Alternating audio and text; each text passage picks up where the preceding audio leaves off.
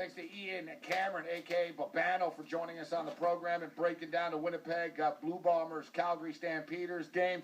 BC and Hamilton on the board this evening. Canadian Football League action on ESPN, ESPN2. Check your local cable provider. We'll give you my picks before the show is done here. But let's talk another sort of football with the crazy Aussie, our AFL tipster, Myk Aussie, who also happens to be a CFL fan and also happens to play CFL on DraftKings. Last week was the first week ever, obviously opening week, first year the DraftKings offers CFL on the card.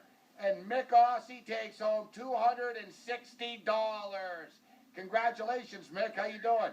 Yeah, good, mate. It was a very pleasant surprise to turn the computer on Sunday morning and see all this money in my account. I'm going, wow. So, yeah, it came 23rd out of 1,769 wow. in the initial one, the 50K one. So I won $250 on that and then $10 on another one. So, yeah, great start, mate.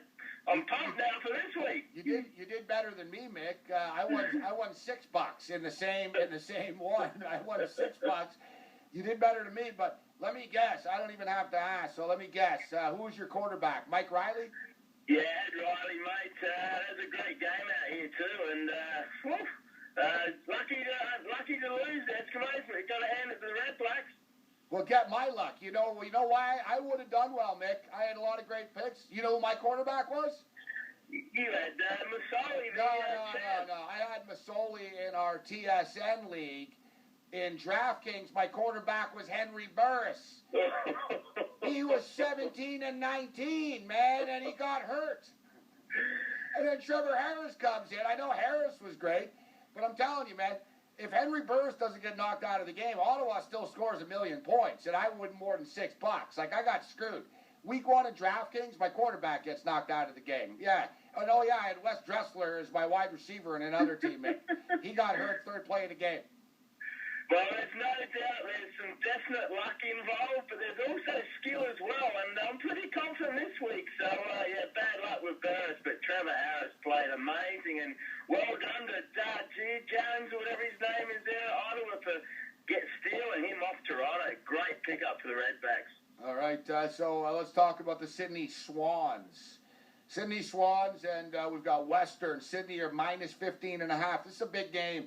We got the Swans are 10-3 right now. Western are 9-4. The total is 170.5 in this game. Tough matchup. I know a lot of people like the Swans to win and probably win, by 20 or so. Yeah, I don't know, Myk. I'm kind of leaning with the underdog here in Western. I like the dog, literally and figuratively. I think Sydney probably win, but I don't know if they win by 16 points. What's your take? Yeah, I agree, mate. It's in Sydney, so there's an advantage there. And one of the Bulldogs players got suspended for having a drunk fight with his mates. So the Aussie boys are still misbehaving at times. I like the Swans to win, but yeah, take the dog. Take the Bulldogs on the plus, and they might win as well. They're a good young side. They had a week off, so that's the game of the week, mate, up there in Sydney. All right, let's talk about Magpies and the Blues. Carlton, plus 5.5 against Collingwood. Totals 172.5. Carlton, surprising. They're actually 6-7. Not too bad, for them. 6-7. Meanwhile, the Magpies, people got excited about them about a month ago, Myk, but reality is starting to settle in, isn't it? They're 5-8 right now. Who do you like in this one? Who's the tipster like? Who's Myk Senior like? Yeah, I agree with Myk Senior, and take the roughie, take the Blues. They're on a plus 4.5, and Myk Senior even thinks the Blues will win. They're one of these teams, the Blues. They're like the Saints. You never really know, but when they're playing well, they can play quite well. Yeah, the Magpies won last week in the wet. It was terrible weather there in Melbourne.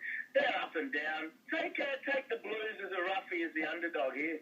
All right, now speaking of Melbourne, let's talk about the Demons. Demons 6-7, taking on your Adelaide Crows. Crows are minus 22.5 points. The over/under is 187.5 points.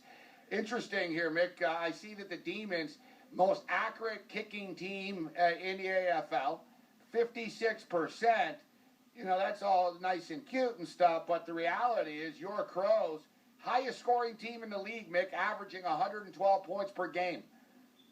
Yeah, they're doing well, mate. And the game was on TV here last week versus the Kangaroos. So Monday and Tuesday night, I had so much fun just sitting in the bed watching the game.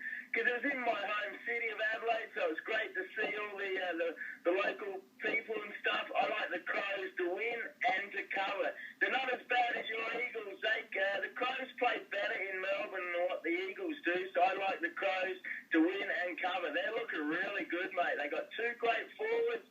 They got good on ballers. They got a really even team. And if we had Patrick Dangerfield, we'd probably be premiership favourites. So they're looking good, the Crows. Yeah, you know, we agree in all three picks. So we'll take the Western Bulldogs as underdogs plus 15.5. Sydney probably wins, but the point spread's a little high. Underdog again, Carlton Blues plus 5.5 points against the Magpies. And I agree with Mick. We'll lay the points with the Crows. I think they crush the Demons. Demons will have a hard time keeping up. Like we said, Adelaide score 112 points per game. All right, Mick, so before we get you out of here, there's people going crazy in Montreal about the PK Subban trade. People in Edmonton not too happy about the Taylor Hall trade right now, getting Adam Larson back in return. You listen to talk radio during the day, I know, in Edmonton. You're driving around the city in your truck. You're listening to talk radio. What are Edmonton Oilers fans saying right now? From what I get, Oilers fans online talking to me, they don't seem very happy about the trade of Taylor Hall. No, they're not, mate. They all believe they should have got a lot more for Taylor Hall. Peter Shirley came on radio yesterday and said, look, you got to pay to get a defenseman. Shirley's banking on this guy being really good, but most people think it's a risk, and I like Taylor Hall. I feel sorry for him. Well, as much as I can for someone making $6 million. He's gone from a losing team here. Now he's going to New Jersey, no, I wish he was here, mate. Good lad, great player, really scores. So upsetting, mate. I was upset at that, actually. Well, people say, oh, he's going to Jersey. Listen, Manhattan is about 22 minutes from New Jersey. Meanwhile, Edmonton isn't 22 minutes to anywhere, Mick. So I think as far as that's concerned, people say, oh, New Jersey. Yeah, he's not living he's not living in Newark above the Greyhound station. You know what I mean? And when he goes to dinner, he's going to Manhattan. I don't know if people realize this. The Devils live, they actually do live in New Jersey. I mean, hell, the Philadelphia Flyers live in New Jersey. Jersey's actually really nice or really dumpy, but when they go out and party and stuff, it's like living in New York City. It's a great deal for the Devils. Well, let's hope he doesn't get in the sort of trouble that Theo Fleury got into when he was playing there. His stories are amazing. He drunk with the homeless and he's all night at the strip bars and stuff. Hey, Theo's doing well now, but crazy. You could really get in trouble in New York. There's no doubt about that. I wish him all the best, mate. He's been a really good player here. Myk Aussie, check him out online. Follow him on Twitter at Myk Aussie. Mick, thanks for taking the time to be with us. All right, good talking to you, mate. Have a great weekend, eh? There's Myk Aussie with us. Yeah, happy Canada Day, Mick. All right, same to you, man. There's Mick's Australian, but he's honorary Canadian at this point in time. And in fact, he's more Canadian than a lot of people. Mick has been to more CFL games than 75% of the Canadian population, if not more. Yeah, I'm saying 75%. Let's say 98%.